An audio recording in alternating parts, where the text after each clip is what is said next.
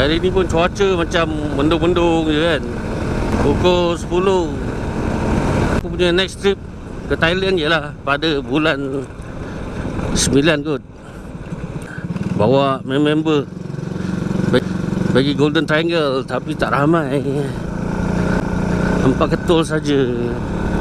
Tak boleh ramai-ramai lah. Ramai-ramai serabut. Ramai hari tak cukup lah kalau ramai-ramai.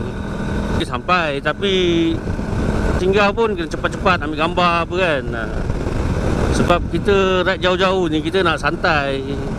Kita tak boleh rushing. Rushing tak best lah, jalan jauh-jauh kan. Pergi jalan jauh-jauh nak rushing tak best. Lagi pun kita ride nak jaga keselamatan. Nak drive dengan apa, orang cakap ride dengan tenang. Rushing bahaya lah. Serius. Aku dah 2 kali dah tour Thailand solo ride.